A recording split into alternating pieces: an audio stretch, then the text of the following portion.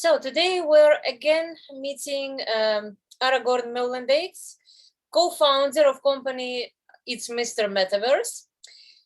Hello, Aragorn. Hi, Vera. So this is, thank you, our second meeting. And Second, we made a small video explanation what is Metaverse, but for those who didn't see that video, maybe you can briefly describe what is Metaverse. I think the thing to remember about the metaverse is that it is a future in which the digital identity that we have and our digital lives become more seamlessly intertwined with our physical lives, right? Because right now, if we can move between our physical and our digital lives, which is what happens if you grab your mobile phone or when you sit down behind your laptop or behind a computer, and then you go into this, if you're gaming, you might go in three-dimensional worlds, but these worlds are all separated from each other and not connected. And if you go onto the internet or social media, or you go into a two-dimensional world, which is made of websites and social media. And to do that, you really have to kind of shift your focus. Yeah. So in the future, I think that what we'll see a move to a more three-dimensional experience of our digital lives. So also social media and normal websites will become more three-dimensional. And a very important part is that they will also your experience will become more seamless. So that means that all these experiences, whether they be games or websites or, even company meetings or business events, they will all be seamlessly connected. So you no longer have to log in on this website, Once you're in, and you can continue around. You'll be in control of your data. You be in control of what data you give away, rather than right now where you have to, accept cookies and have to give away all your data just to be able to use things. And all of it will take place in a three-dimensional space. Because although I'm not a big fan of Meta, but I like what Mark Zuckerberg said. He said humankind evolved to experience, to engage and interact in three-dimensional ways, right? And that makes sense because the world around us is three-dimensional. So I think that is what the metaverse will be, a three-dimensional experience of our digital lives, with seamless, which allows us to seamlessly move around from place to place. I think for many people it's not yet clear what is a three-dimensional website. Can you describe this experience? Well, I wish I could. I mean, to be honest, it's not entirely clear to me either. I think this is an important thing to remember and to realize whenever you're speaking to anybody regarding the metaverse. We can have some idea of what it might look like. I mean, we have computer games that are 3D, where we move around three-dimensional worlds, virtual worlds, right? That was already Second Life many years ago. And even today, there are games like Call of Duty or Fortnite or Roblox where you live in three-dimensional spaces. So I think it's going to be more or less like that, but at the same time, also not, because if in a game there might be a reason to walk around the world or drive around in a car, but if you're just on the internet and you want to move from information point to information point, or you want to do an acquisition, you want to buy some new shoes or something, then you don't want to have to walk around the whole world or drive around in a car. So that means that companies right now are really thinking about how to create this three-dimensional experience. And the first things that we can see of that now is like augmented reality. So a game, for example, like Pokemon Go was really visionary and ahead of its time because it used our mobile phones to let us interact with the physical reality around us and at the same time interact with the digital reality, which was layered on top of it, augmented reality. But we had to look at our screen. Now, I think that in the near future, we won't all be walking around with our phones all the time like this, although we might be doing that a lot more. But I think that with the next generation of augmented reality glasses, which have been announced by Meta, but also Apple has filed several patents because they're working on augmented reality glasses. I think we'll see a shift from being the mobile phone being the most dominant personal device to sharing that, or at least being augmented by augmented reality glasses.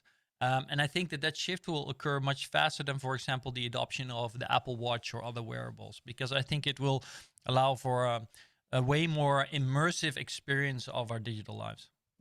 And in LinkedIn, I see a lot of people who are experts in metaverse, but who are those people? What do they sell? What is their background? Who are they? Yeah, You are one well, of them. So that is why I'm asking. yeah, it's a really good question, Vera. Honestly, I think that right now there's a lot of people out there that say that are metaverse experts. Honest truth is that I don't feel any of us are really metaverse experts. I had up until this week, I actually had the word metaverse expert in my my subtitle because a website champions speakers in the UK they awarded me the number 8 place on their top 15 list of metaverse speakers, expert speakers. That's what they call them. And first, I had that on my LinkedIn profile, and then I felt kind of bad about it because the thing is that what's an expert? I don't think I hate that word, especially when you use it for yourself. But I think what I can say is that there's a lot of people out there that have experience with different technologies, like, for example, blockchain technology or Mhm. with Unreal Engine, three-dimensional spatial engine technology. Um, there's people out there that have experience with virtual reality. There's people out there that have experience with game design and game development. And all of these technologies are essential parts of what will be the metaverse in the future.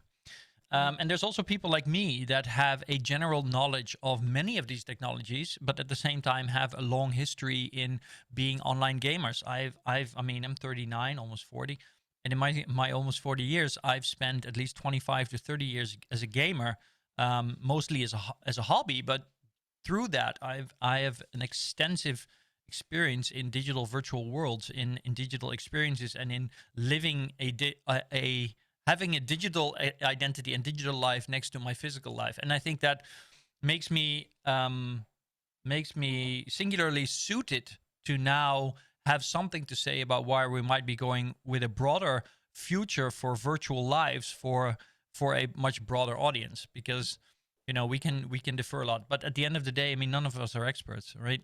In the 90s, when the first mobile phones came up, and nobody really knew what was coming. I mean, there wasn't an expert alive in 1999 that could have predicted, mobile apps and how our mobile phones, completely altered our lives today. So I think there's no one alive right now, not even me or anybody else, not even Matthew Bolt, the writer of the book The Metaverse and How to Revolutionize Everything, that truly can be called an expert because they know what's going to happen, because we don't. We're just guessing. We're dreaming. We're dreaming. Yeah, but what kind of education should a metaverse person uh, has? For example, should he be a programmist or someone who can program 3D worlds or engineer or who? I don't think there's an answer to the question. It can be anybody. I mean, you need to have some relevant experience, I would say. I mean, if you've never played a computer game, then I would say that you're extremely unsuited to say anything about the metaverse, Mhm. right? Unless if you've not gamed, if you've not played any massive multiplayer online role-playing games, if you've not done any of that, if you've never been in an online community, then I think you're unsuited.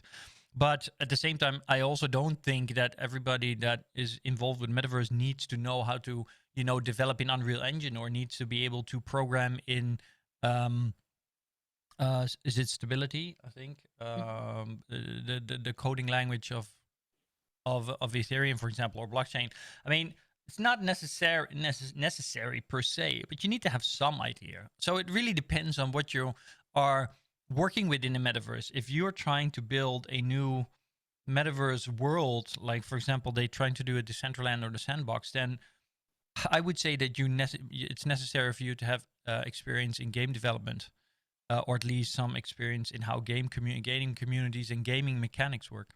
But if you're building a tool that will allow interoperability for payment rails within the metaverse, then I think it's more important that you understand blockchain, or at least understand, depending on your role, how it works. So I think the important thing here to remember is that we are moving into a new age with new technologies that no one has ever seen before, and the way they will interact with each other is something that we cannot predict. So to say that you need a certain education to be able to do this, I think that's very short-sighted. There's no education that can prepare you for what's coming next. So what you really need is passion, interest, and a willingness to learn every day, and to dedicate yourself to absorbing that knowledge and putting it into practice. I mean, I read 2 books a month. I listen to at least one podcast a day, and all of it has to do with technologies or developments surrounding the metaverse to stay informed so that I know what I'm talking about. And I think that's more important than the fact that I studied history and international relations 20 years ago. And what is the most amazing book that you have read in last 10 years? The most amazing book that I Yes, read in the last 10 years. incredible that you have remembered and Oh, which man. admired you, inspired you. Well, my favorite book, which has nothing to do with the metaverse, but is actually Never Split the Difference by Chris Voss, which is a book on negotiation tactics developed by the FBI that work in everyday life all the time. So that's my favorite book. But if it were to be metaverse related, I highly recommend The Metaverse and How to Revolutionize Everything by Matthew Ball. I really, really enjoyed Homo Deus and Homo Sapien by Yuval Harari. And I think that these books also are very valuable to read if you're trying to understand where we're going with the metaverse. Because in these books, Yuval Harari discusses, who are we as human beings? Are we just algorithms? Do we not have free will?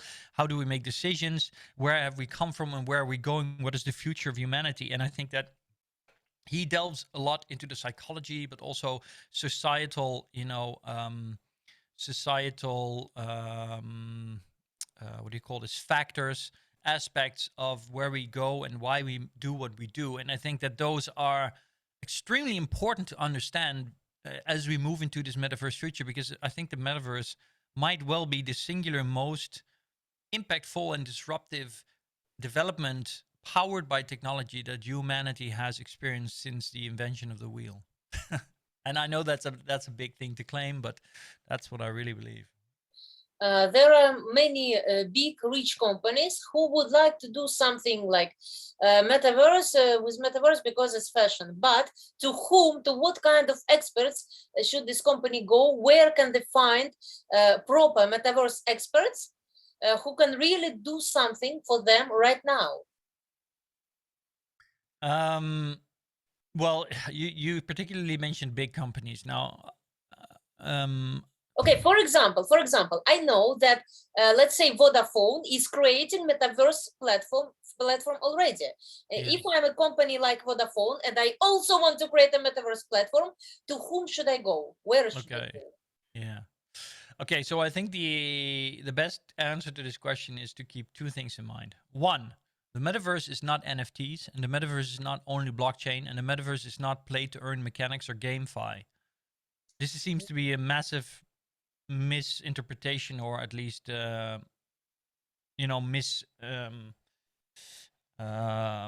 what's the word for this? Like misinterpret. Well, a lot of companies seem to believe this because the NFT community has really they jumped on this metaverse hype train and NFTs and metaverse seem to be like the same thing, but it's not.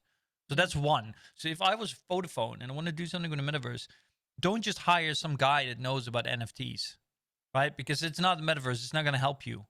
Second, I think that the very, very, very important part is understanding what is the psychology behind how people interact with virtual worlds and with games, particularly understanding how what keeps people in a game and what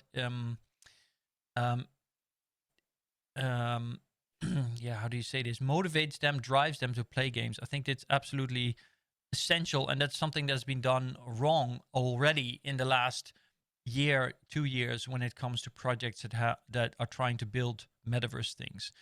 Just to give you an example, and I know that people are probably getting tired of me saying this, but I've been very, very, very skeptical and willing to criticize Decentraland and the Sandbox, but there's other projects like it right now. And I think the big mistake that they made there, because I'm gonna go into it again anyhow, is that they basically built a virtual world, slapped a label for virtual real estate on it, made it on a blockchain, made some NFTs, and then they were like, this is gonna be great. This is the future.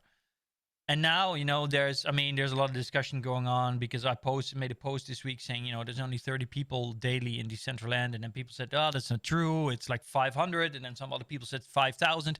But, it really doesn't matter. Even if it's 10,000 people, It's nothing. It's absolutely nothing compared to, any other game out there. If you had a flagship store and you get 5,000 people a day, you're probably doing all right if it's a single store. But these are complete virtual worlds. There's a lot. They're evaluated for 1.3 billion Decentraland anyway, and there's all these big brands that started doing stuff in there, and nobody's going there. Nobody. And why is that? Well, I think it's very simple. I think they completely ignored 2 decades of almost 3 decades of game development, where all of these game studios and game developers have learned all of these super important parts of building an immersive, engaging experience for people, right? If you look at game development, there's a lot of components. There's an achievement component. There's an advancement and progression component. There's a rules and system mastery component. There's a social component. There's a form of self-expression. There's they build the game in such a way that it creates satisfaction with its players, that there's a flow, that you get into this flow where you're doing things and you're having a good time doing it. None of this. Well, that's not entirely true. Let's say that if there's 10 of these aspects, only 2 or 3 of them made it into Decentraland and the sandbox. And that's why nobody wants to be there anymore. That's why it's not engaging. And I'm not even talking about the fact that virtual real estate doesn't really work because there's no adjacency, there's no scarcity in a virtual realm. So I think that if I was Vodafone today, this is a very long answer again, but if I was Vodafone today and I want to do something in Metaverse, I think number one thing you need to do is you need to look at, what expertise do we need on the team, right? We need a game developer. We need somebody that understands the psychology behind creating immersive experiences. You could even get an expert from live events. He'll still be better than just getting some NFT guy on board. You might need to get an expert on NFTs and blockchain if you want to do something with decentralization, or virtual assets. But you need to get a good team together of people that not just understand the technology, but understand what drives people in engagement.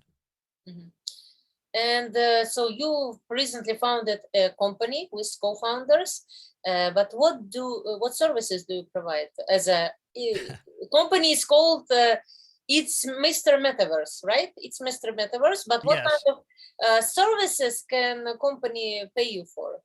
Yeah, well, I've been the chief marketing officer at Yom, which is a Metaverse project startup for the last year.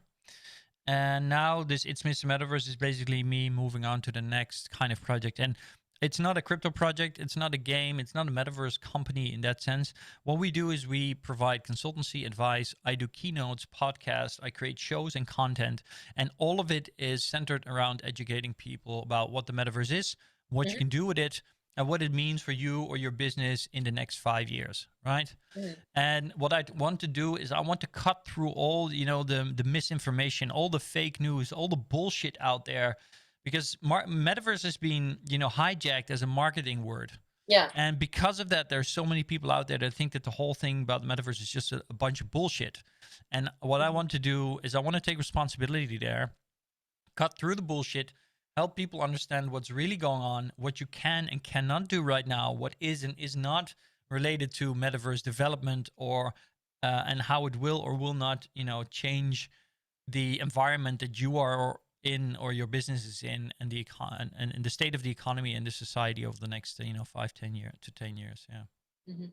And if a company, maybe middle-sized company, wants a Metaverse project for itself because it's very cool, it's very amazing, it's engaging, what amount of money do they need at least to start this game with Metaverse? Wow. Yeah. Like 50,000 euro, 100,000 euro, 500,000. Well, I think that if you want to be serious in doing, well, it really depends. If you really want to build a Metaverse experience for your audience, wow, I recommend you bring at least 500,000 to 1 million.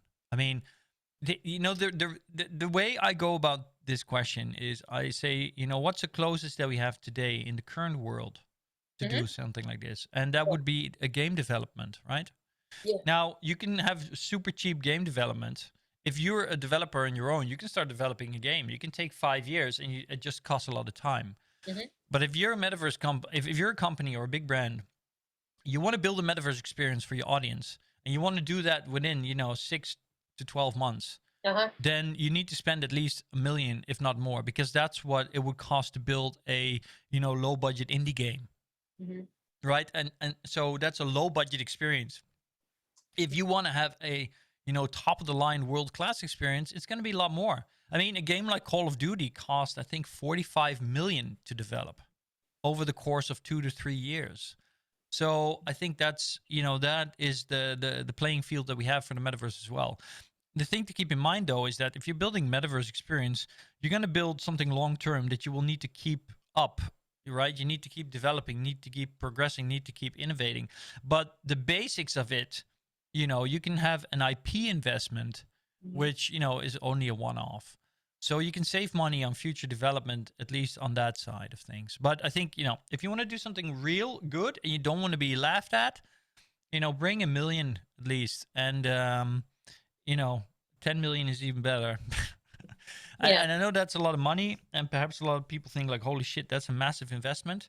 But I mean, if you look at the gaming industry, that's pretty regular, man. If a good game is developed, they easily spend that, and you can easily make it back. And I think the new potential business models are great. Like recently, Vogue did a metaverse project, and it was absolutely horrendous. It was like, I was just cringing looking at what they did. A massive brand like Vogue that, and I think they even used Flash. I mean, I don't know if for people that are listening to this and you're not into technology, internet technology, but Flash was basically a protocol or developing language that was used like 5 to 10 years ago to create animations on the internet. It's nobody uses it anymore. So Vogue, one of the biggest brands in the world, decided to use that to build a metaverse experience. I mean, it's really the person that thought that was a great idea should be fired. It's ridiculous. Yeah. And do I understand it correct that there is, in case metaverse is created properly, there is nothing more engaging than that. It is much more cool and incredible than movies, than websites, than newspapers, and other old ancient stuff like that.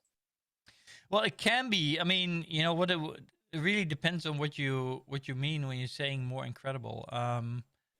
Like games, yeah. For example, you can spend hours on games. Yeah, That well, more immersive and challenging. Yes, I mean, there is games out there that don't have incredible graphics, but they are super popular and people love to play them. And I think this is the thing that you need to keep in mind for the metaverse.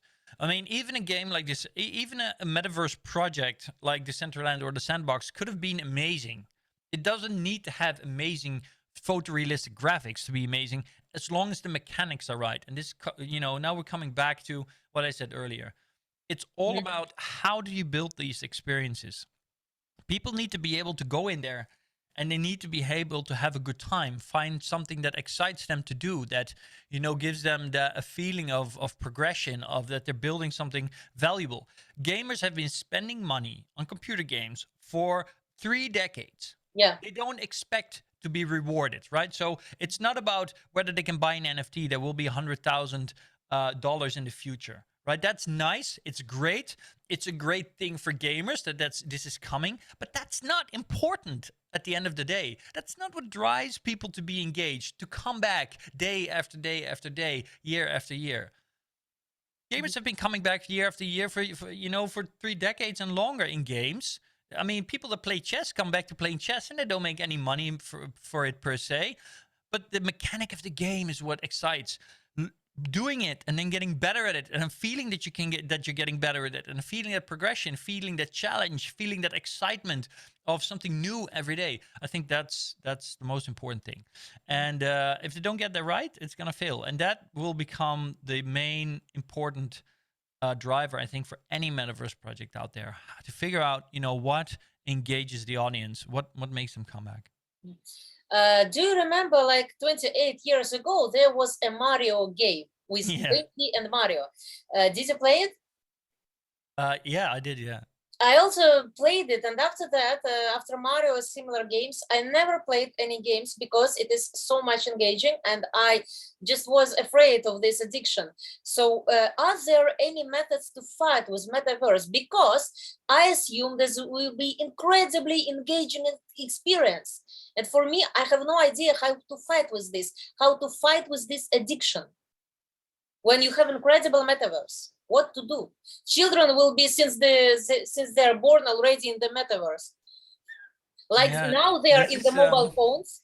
yeah. Later they will be there. But how to fight with It's it? a very interesting question, and I've been asked this several times. This week I spoke with someone else, and they also said, "Isn't this a danger, right? Addiction, metaverse addiction."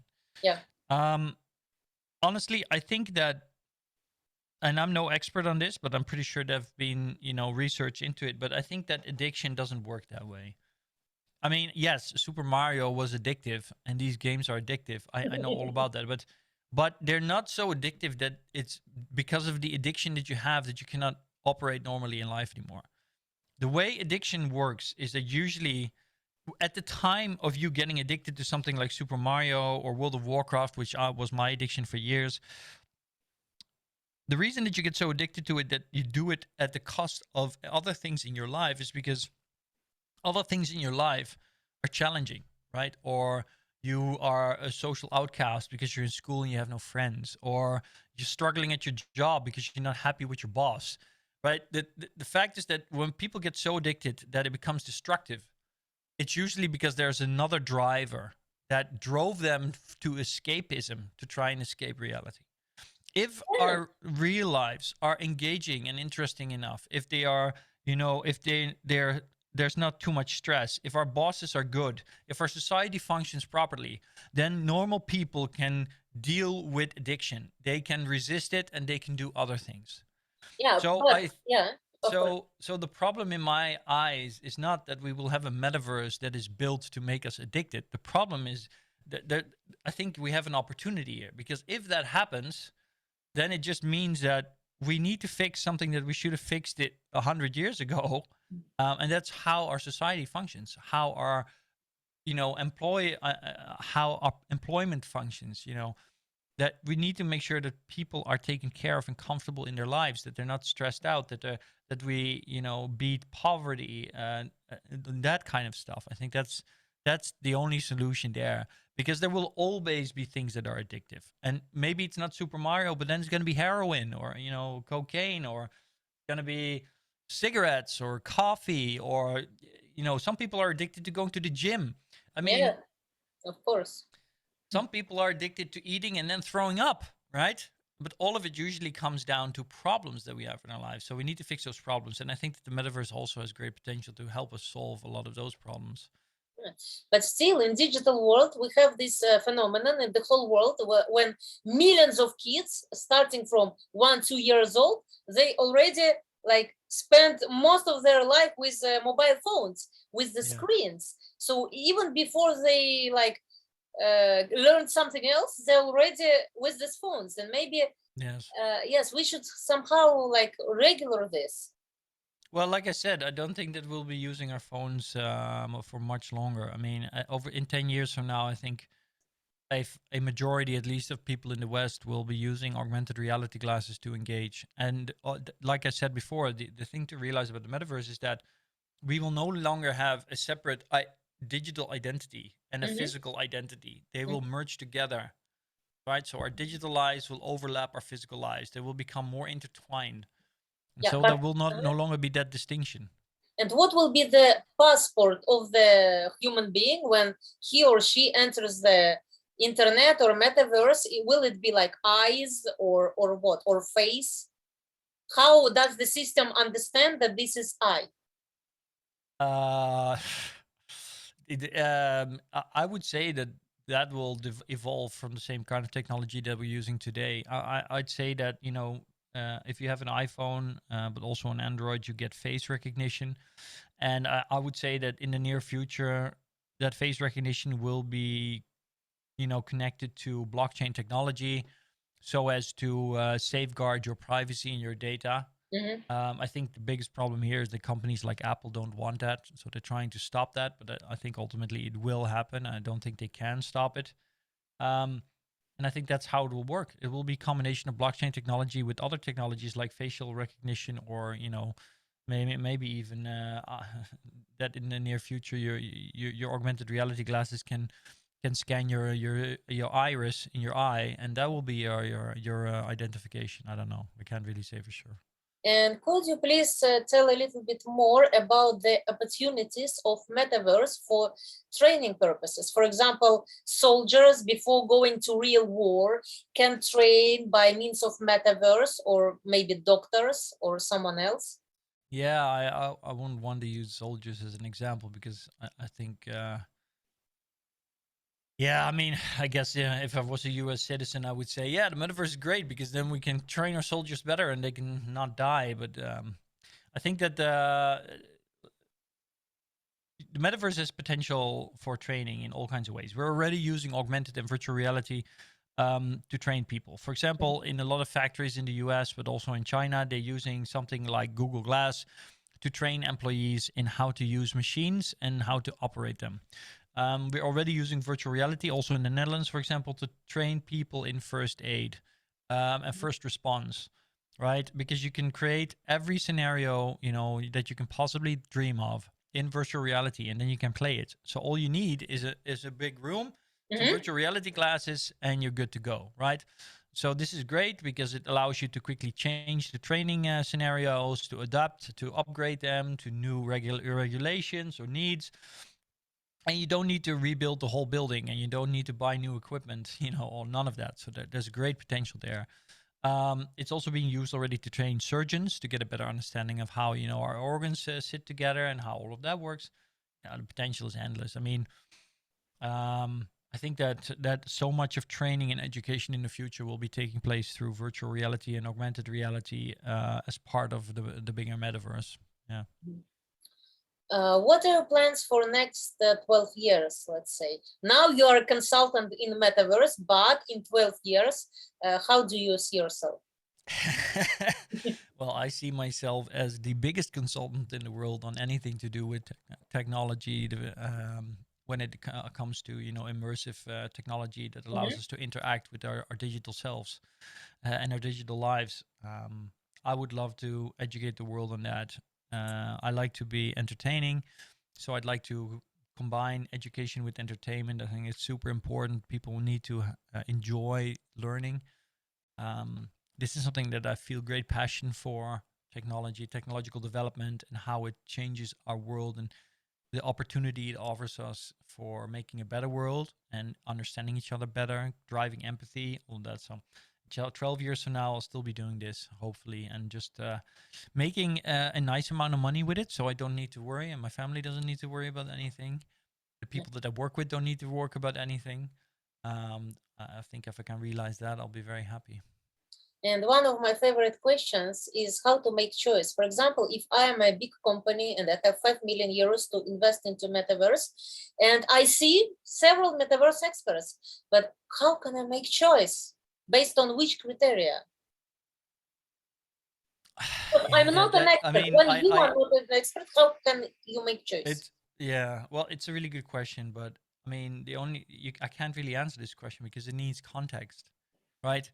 If I am a cosmetics brand and I need a metaverse expert, then I need to look for somebody that understands the cosmetics industry and understands Mm, how people engage with their digital identity, right? uh-huh, I If I was a big brand, I would probably get somebody like Nikki Tutorials on board, who is a YouTube influencer who understands current generation, who understands cosmetics, and then I would combine that with getting somebody on board that understands, digital avatars, like somebody from Replica. But I mean, if I was a fashion brand, or if I was a telephone brand and I want to do something with the metaverse, I would need completely different people. So it's very hard answer question to uh-huh. answer. Yeah.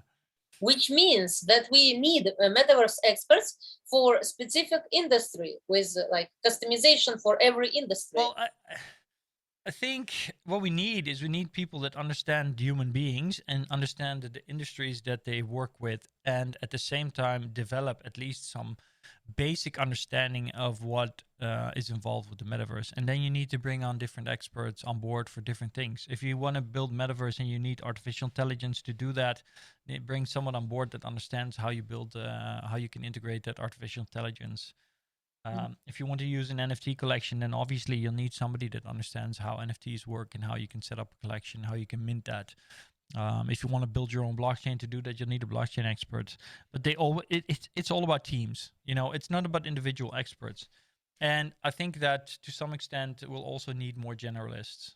I think we're going to be moving away from people that are specialists in everything, and we're moving more towards an age where generalists are more important, because it's important to see the bigger picture.